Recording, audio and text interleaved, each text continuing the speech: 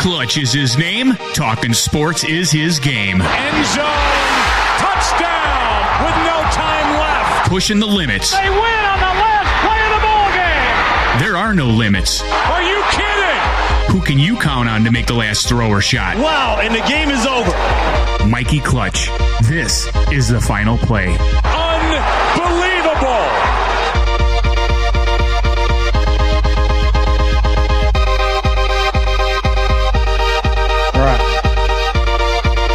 We are back. Welcome in to the final play with Mikey Clutch. I am your host, Mikey Clutch. We're getting down to the nitty-gritty in the NFL season. Wild stuff happening. Playoffs pretty much set, except for a couple divisions we're still waiting to play out. So we'll get into that. Huge game tomorrow night. Huge game. Probably the biggest game of the year in my eyes. But we'll get into that. We'll get into the debt-free pick 3. We had some Christmas Day games. I'll touch on those quickly, and then the 2 games that are on today. But let's start with the Christmas Day games. Not all that impressive. The best game was probably the Dallas and Washington game, where Washington made it somewhat of a game there in the third quarter, getting within a touchdown, but Dallas was able to hold on and prevail. But they're done. So that none of the games really had any meaning on Thursday, except for the Minnesota and Vikings match, where Minnesota just dominated that entire football game.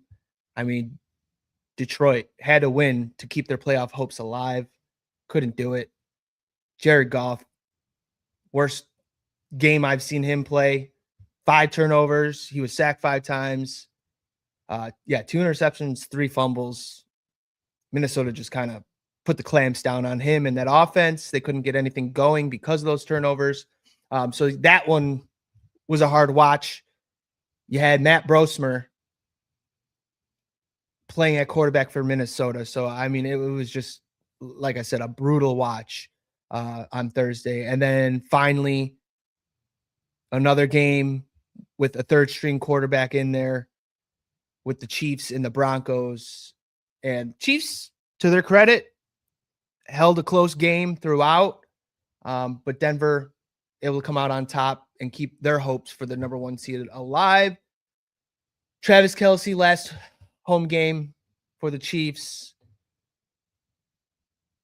5 catches, not bad, but you probably want to come out with a win and beat that division rival in the Denver Broncos.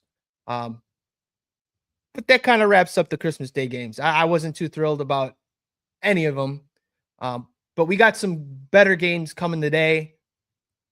Some teams still alive in the playoffs. Some teams still alive for their division.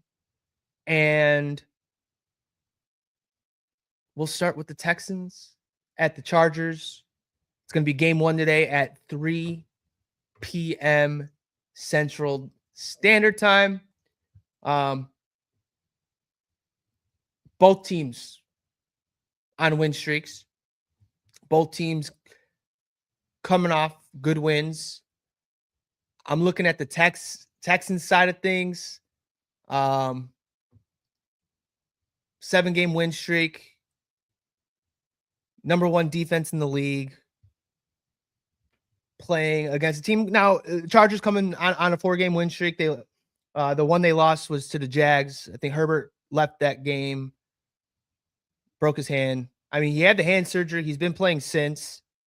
which shout out to him, beat up offensive line and playing with, while recovering from surgery on that hand and winning ball games. So that Harbaugh effect year 2 really coming through, and you really see how well that team, the run game, Marion Hampton coming back, big help. I know Vidal really good fill-in while Hampton was out on IR throughout the middle of the season. And I don't know. This should be a good matchup.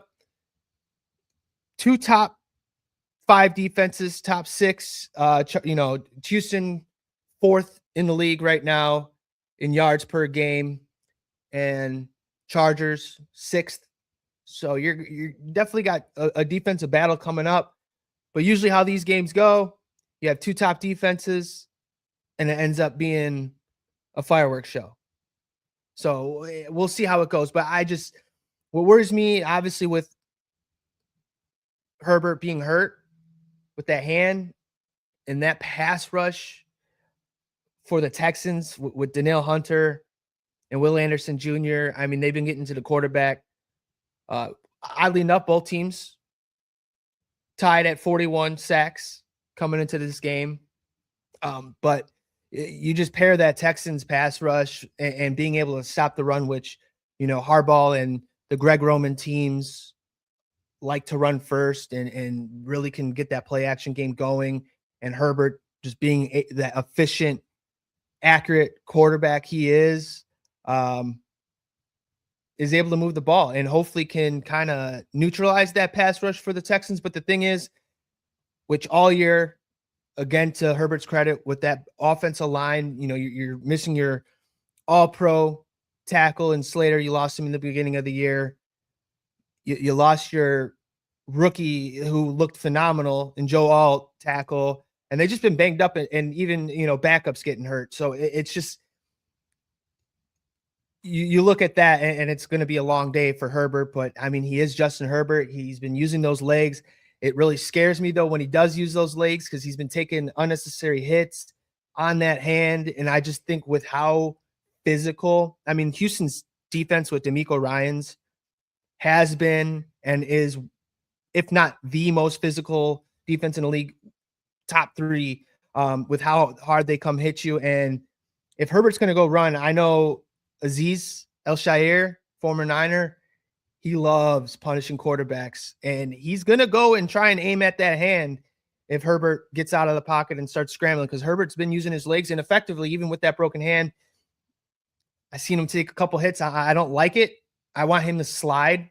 There was even last week against Dallas where he a long gain, but he got hit with the tackle in his hand and then landed on his hand.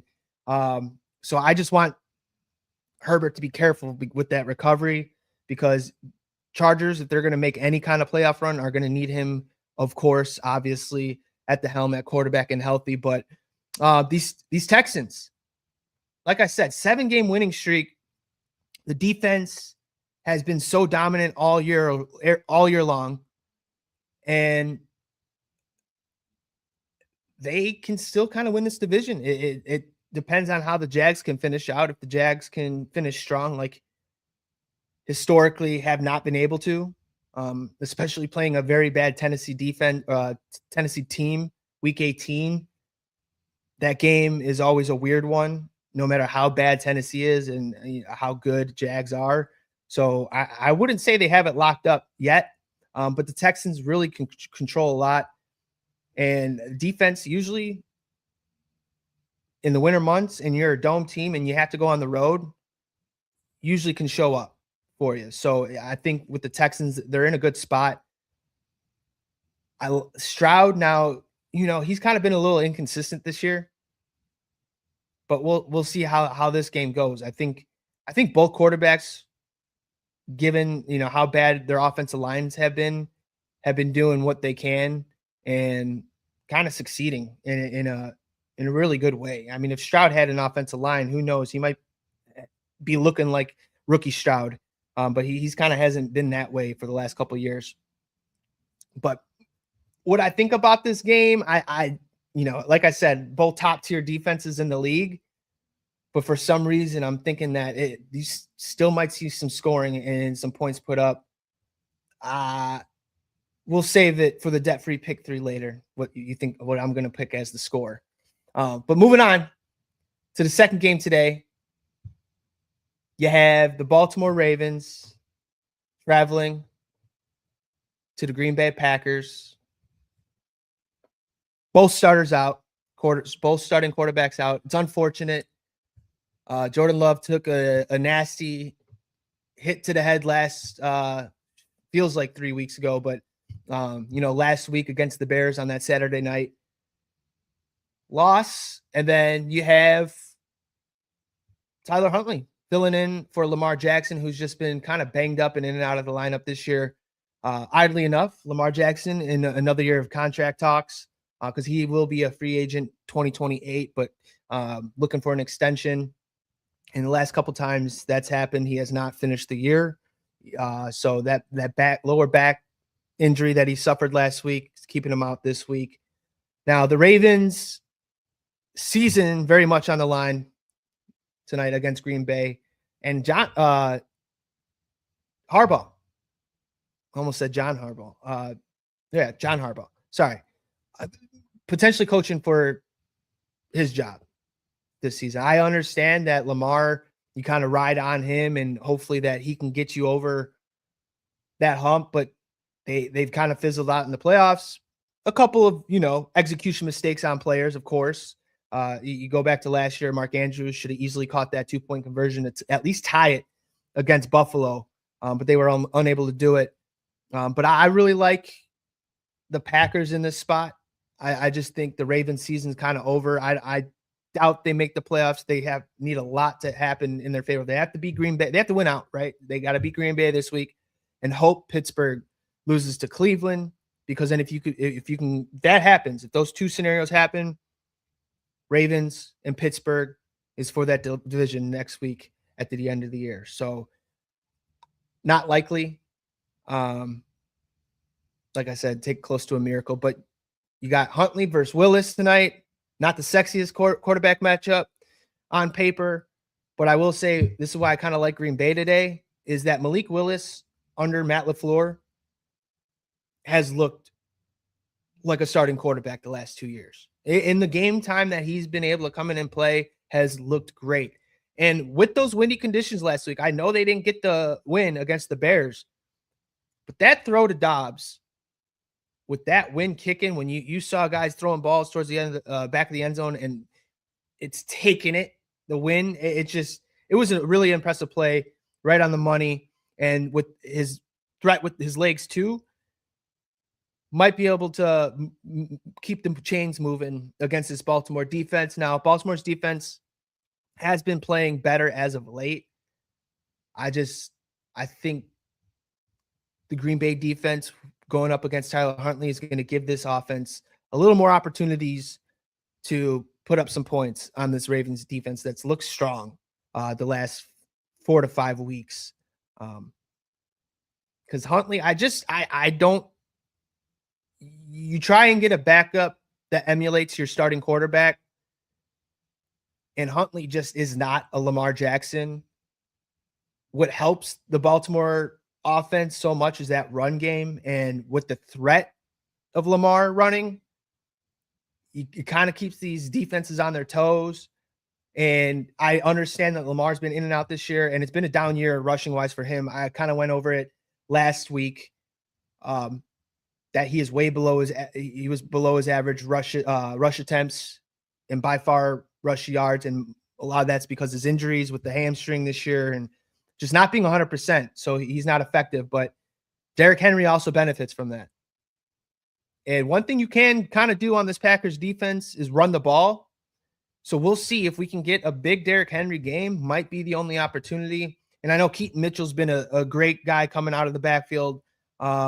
He's just a speedster, but he kind of has been dealing with injuries too.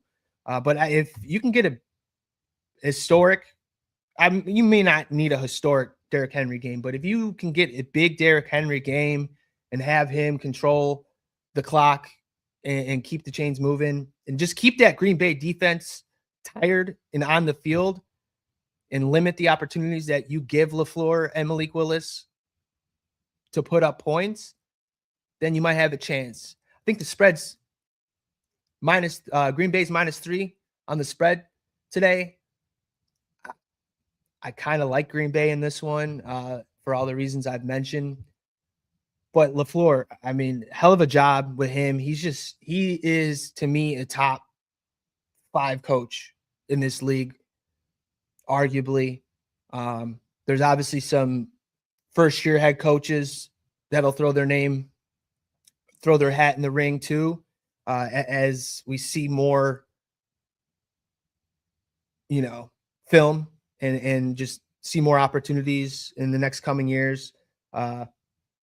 But yeah, I think the league is in a good spot with these young coaches, but LaFleur being able to, whichever quarterback's back there has ready to go, really, like, look at the progress Malik Willis has made since being traded over from Tennessee. And it's just that Shanahan, McVay, LaFleur tree, O'Connell's in that as well, or O'Connor's in that too.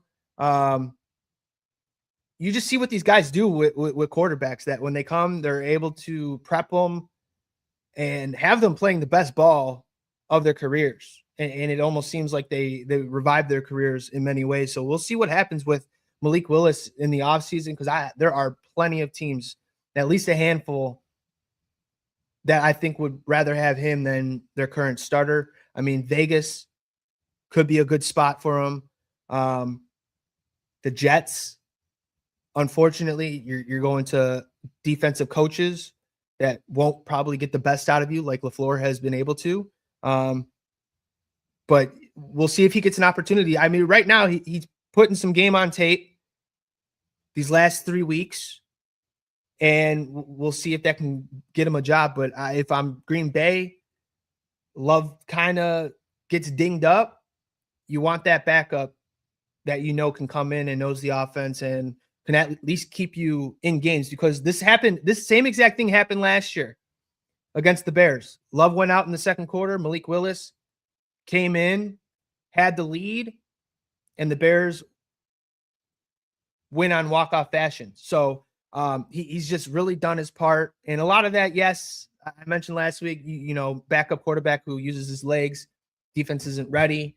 But a hell of a job. And I think he'll do a good job tonight against this Baltimore team, where I think LaFleur will be able to scheme some things up, get guys open. And I think even as hot as that Ravens defense has been, you'll be able to throw on them a little bit. But moving on, this, to me, biggest game of the year, biggest game of the decade for my 49ers. And yes, I said my 49ers because I live and breathe this team. And before I get into this game, this is kind of an unexpected saga with these two teams playing as often as they do. And this is my favorite Niners rivalry in my lifetime that I made up. Now, Bears fans probably, obviously Packers is their rival. But other than the Rams, who I just despise and can't stand and hate that they got that Super Bowl because they beat us, in the playoffs a few years ago. But I think because I live in Chicago and have a lot of Bears fans chirping in my ear, and we kind of got one going over here in the comments section. I see you, Josh. Don't worry. Here we go. I'm gonna get my rant in. You had your opportunity to get your rant in too, but somebody's busy. But I'm gonna move on because there's been some big matchups. And I'll give you my top 3, and I went to all 3 of these games. Starting back in the year 2000, December game in San Francisco, Jerry Rice's last home game as a 49er. T.O. breaks the reception record in a single game at the time, because it's been broken since, with 20 catches. Jeff Garcia over 400 yards. And those Niners, they beat the Chicago Bears 17-0. Then it sets up a heartbreaking moment the following year. Get a chance to play in Chicago. I was at that game. And it was a wild sequence, goes to overtime. Bears came back, overtime game. T.O., drops, tips a catch into the arms of Mike Brown, who returns it for a touchdown, which that year was crazy because the following week, the Bears played Cleveland. Same exact play in overtime. Receiver dropped the ball, tipped it. Mike Brown, 16-yard touchdown to win in overtime. So that deja vu like that never happens. And it happened back-to-back weeks for the Bears that year in 2001. And then finally, 2017, Shanahan's first year wasn't a good year, but we got Jimmy Garoppolo, his first start against those Chicago Bears, and Bear royalty, Robbie Gould, 5 field goals, 5 for 5, beats Mitchell Trubisky and the Bears 15-14 with his leg. Those are my 3 favorite Bears-Niners games, but none more important than tomorrow. Both teams, 11-4. Both teams fighting for playoffs. Well, we're in the playoffs, fighting for the number 1 seed. I should be more specific. So I'm hoping the Niners win this week against the Bears. Now, it's going to be a tough task. Niners defense can give up a lot of points. Bears offense has looked really good the last couple weeks, better than they have all year. Just the way Caleb has took command of that offense and finally made me a Caleb believer last week against Green Bay. To me, that drive to tie and that overtime drive, by far his best 2 drives all year. It was just something I was just waiting for him to miss a guy and then lose the game. But he has been fourth quarter comeback king all year. And the Bears as a team, I showed you that graphic last week with him and Bo Nix leading the league in fourth quarter comebacks. But that running game, the Niners, it's a little iffy. Now, they've given up some big rush games against teams this year. They were able to hold Jonathan Taylor at bay last week, but a lot of that is the offense just kept scoring. I mean, you got the Niners since, for 2 straight weeks now, 14 for 18 scoring drives, right? 9 of those touchdowns, 6 of those field goals. You got 1 fumble, 1 interception, and then you have the end of the half field goal attempt, 61-yarder from Eddie Pinheiro that he, doinked off the crossbar. It really had a chance to go in there. He just needed, half a yard, and it was his career long. So I don't really chalk that up as a missed score drive, and then you had the end of the game kneel downs that were also was not a scoring drive last week. So their offense is hot. Haven't punted since that Cleveland game back in November. So we'll see. It's going to be, I think, a good offensive game. I think both teams can easily move the ball on either defense. It's just Brock Purdy being safe with the ball and not throwing some really bad interceptions, which he has done and is very susceptible to, especially against this Bears defense, who loves to intercept the ball and force turnovers. So we just got to hope that can just secure the ball and make smart decisions, throw it away, take a page out of Caleb Williams' book and throw the ball away if it's not there. But it's going to be a really fun game. I think the Bears, if Caleb Williams, one thing I would say a kryptonite to the 49ers defense is a mobile quarterback who can get out of the pocket and make plays with his feet. I mean, that's why the Arizona Cardinals was always a tough matchup when Kyler Murray's the starting quarterback. Lamar Jackson has given us fits when we played them, and I just think that right there is going to be the tough part. Now, there's no Rome Odunze again, but Luther Burden is going to be in this game. George Kittle and Ricky Pearsall, questionable. I think Kittle obviously is the biggest X factor for the Niners on offense. I know we got Christian McCaffrey, but Kittle, the blocking in the run game and he has really come on strong in the passing game. Now, as a receiver, I think Jake Tonjes can kind of pick up the load if Kittle was not to play tomorrow, but it's the blocking for Christian McCaffrey and the Bears. I think they've been good against teams this year. I felt like there were a couple games where they have a lot of big plays in the run game, and I think the Niners can take advantage of that. It's just you got to control the clock. I think whichever team can kind of grind it out and hold the ball the longest and wear out the other defense will be able to take those opportunities. And Niners are a big play offense. I could see them, being able to push the ball downfield. I think McCaffrey will probably have a bigger game out of the backfield, catching the ball. He's, I think, 151 yards from having another 1,000-yard receiving and rushing season, which he would be the only NFL player to do that twice in a career. So now my pick, I don't know. I think the Bears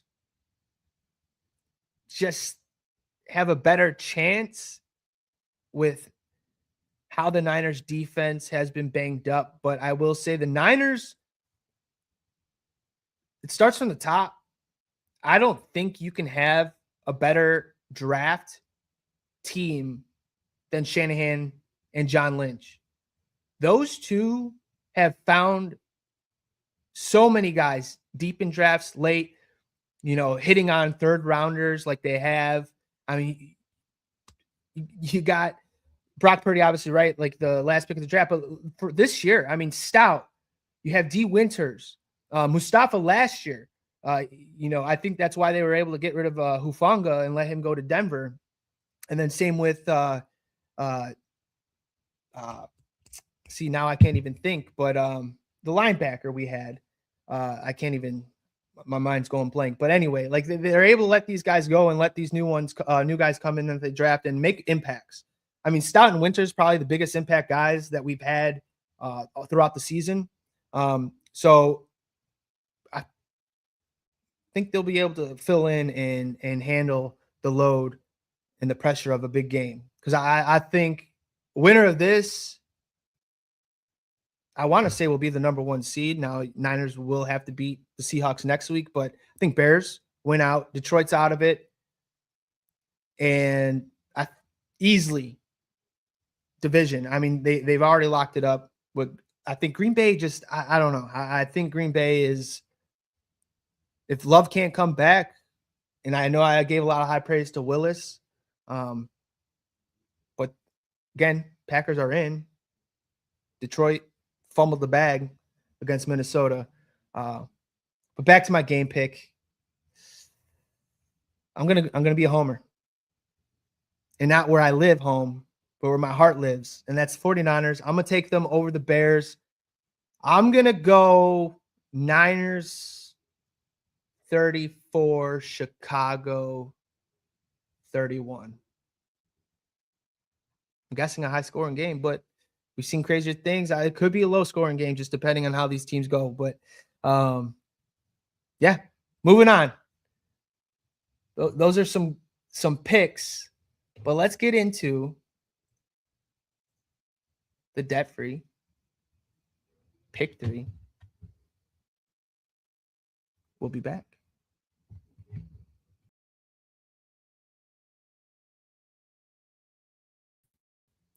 Got to get this now. I'm trying to do live on 2 things at once. So let's see. Do anything illegal. Debt-free pick 3. Look what I found in my pocket. Look, a year's salary right here. What I call them? A fun coupon. This is the debt-free pick 3 On the final play. With Mikey Clutch. Back, debt-free pick 3. I got 3 games. I'm picking against the spread. And we're going to start with the first game today. The Houston Texans plus 1.5 at the Los Angeles Chargers. I just think this Houston Texans defense is going to be the toughest matchup for Herbert and this offense. Just you got that two-headed monster rushing the passer with Danielle Hunter and Will Anderson and other guys that can get in the backfield too. And with that offensive line, now if the Chargers can go out and run the ball 25, 30 times and kind of wear the defense out and kind of counteract that pass rush, that might be their opportunity or their chance to win. But I'm going with Texans plus 1.5 on the road. Second game I got for tomorrow is the Seahawks on the road at the Panthers, minus 6.5. I just think the Seattle had such a long time to prepare for this game, playing on Thursday last week. You got the Panthers, who just came off playing the division rival, the Tampa Bay Buccaneers. I just think this Seattle defense on the road has been phenomenal the last 2 years under Mike McDonald. And it'll be too much, which I love that Bryce Young has looked better this year. He's really taken a step up, and a lot of that is Canales coming over last year from Tampa Bay and being, the offensive coordinator and had Baker looking good. Canales was he still kind of is going under the radar as a good coach in this league, the way he's had the Panthers playing. And to me, I think Panthers lock in the playoff spot next week against Tampa Bay. But I think this is just too much for Bryce Young. This defense is so good, and I know they got banged up in the secondary against the Rams. But I like the Seattle team. I think they're going to go in and really control this game. That's why I got them minus 6.5 on the road in Carolina. And then finally, probably the biggest game I didn't talk about this weekend, Buffalo Bills minus 1.5 on the road, at home versus Philly, the Philadelphia Eagles. I've said it last couple pods. Josh Allen, to me, scariest player in football to play right now. They're probably the hottest team in football right now, the Buffalo Bills. The Eagles, the inconsistency. Yes, they're in games. They keep them close and they win them. But so does Josh Allen. If you don't have a 2-score lead under 2 minutes, I just don't think that you're going to be able to hold off Josh Allen making plays when he needs to, with his legs, with his arm. I think the way Cook has looked all year and has been playing strong as the year goes on, and we know when the weather gets cold and it's playoff football and it's December, January football, that the run games are supreme. And then when you have Cook and Allen both being as effective as they are on the ground, I just think it's going to be too much for Philly. I think it's going to be a close one, but I'm still going to take Buffalo minus 1.5. Now, hopefully we've been struggling since week 13, week 12. We were 10 games above 500, and now we're 2 games below 500. But I think that's going to change this week. I felt a little confident in these picks. But let's go Texans tonight. Beat those Chargers to get us on the right foot for the rest of the weekend. It's crazy. What a show. We're getting this live thing figured out, working out the kinks, but we'll get it. All right. That's going to do it for me. Final play. See you.